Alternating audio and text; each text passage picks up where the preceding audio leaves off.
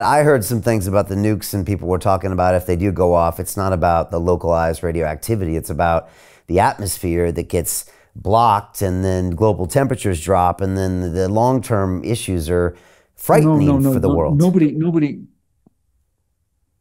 Um, I've gone and looked at all what he said actually very carefully. And what he said was, this was in his speech at there's the famous resort they have where he gives every summer he goes and he gives a speech. The beach resort, one of the few real warm beaches they have in Russia. It's a tough country, and um, what he says is, if we have to go, we'll respond. And he said, God will accept us for this, but they won't accept America. That's what he says. So that's a belief that whatever they do is, God's on their side. They're God, And by the way, this is so far from communism as, it's all gone. This is all entrepreneurship, et cetera. But there is something, the Peter the Great stuff. He's got this, he's whatever he has. I've also read the CIA does have a lot of contacts with psychoanalysts in the Washington area, and they do studies.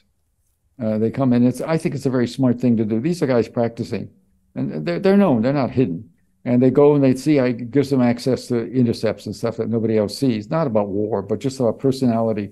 And I've seen one that didn't get promulgated about 4 or 5 years ago, maybe longer, 6 years ago, by a guy. One of the guys just sent it to me on the assumption that I wouldn't write about it, which I did. And I've seen one that talked about, he's supposed to be sort of a very arrogant hardhead and a judicial guy. He was in Japan. It began this 5 or 6 or 7 single page about this guy's psychology, as seen by a shrink, which may not be accurate, but that story he told was accurate. He thinks of himself as a black belt judo guy. And he went to some meeting and he wore a black belt and he was exercising with the guys. And there was some fantastic woman and she challenged him. He said, no, I won't fight a woman. He said, no, everybody said, no, no, she's special, fight him. She threw him in about 20 seconds. Okay.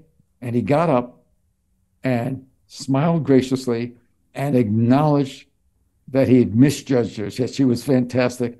And what the shrink said was, he's not necessarily, this is a humiliation for a man who's very, there were people there. He had his people there. But he doesn't always go to the top like he did with Ukraine, but he sure did it with Ukraine. I don't know why. I don't know why he got Crimea. Nobody's taken it away from him. And, and the truth is more Russians were killed since 2014 when we basically overthrew the pro-Russian government, a very weak leader. The pro-Russian guy collected foreign antique cars. The whole estate was littered with fancy $100,000 cars that nobody could drive. I mean, it's Looney Tunes. And but we did orchestrate that and put in a guy that's more friendly to America, which of course was one of the factors. And so I just don't know. And it is true that there was between 2014 and the war 2 years ago, 14,000 deaths in the Donbasses, in those areas. And there were just as many caused by the Ukrainians, probably more than by the Russians. So, I mean, it was a really nasty war nobody obeyed any of the agreements that were made. And so it would take incredibly good leadership in America to negotiate something. We'd have to be working with the Germans and the French and with the Chinese. And just think about it. If we all put our heads together, we could solve something, but we don't do it. We just yell about communists, communists, communists. And so it's going to be a null. There's going to be no changes in policy. His whole policy is going to be dependent on pulling out Ukraine and what he's going to do when it looks like it can't happen. We may then get a settlement. We may force Zelensky to do something. If he's taking a taste of the oil money, he can take a bigger taste and go live in. He's got estates in Sardinia, so I hear, on the coast there it's the new Nice. Back a decade ago, when the Russian oligarchs, when Russia fell, the guys that ran every country were the CIA, were the KGB guys, Nazarbayev, et cetera. He walked away with $5 billion worth of copper. Bought an estate in Nice. I did a story on him for the New Yorker once, way back in 98, 99. And we overflew the site. He had an incredible estate, big pool. You couldn't get near it. You had to overfly with the chopper, rent a chopper and take photographs. And even then, God knows, they probably had a missile coming at us. So Jim Rickards has just recorded a video that's not available to anyone in the public, and he's going to be talking about how this upcoming recession is going to be fast, it's going to be bloody, it's going to be nasty. But at the same time, he's going to show you how you can position yourself to profit from all of this chaos. Now, we've made this video only available to our viewers. Go to londonreal.tv/Jim. Watch that immediately. I can't say enough good things about Jim Rickards. He understands the global economic system better than any guest I've ever had on London Real. His predictions are almost uncannily true, and you can learn how to profit from his vision, from his expertise, and his understanding of economics. So go to londonreal.tv/Jim or click the link below.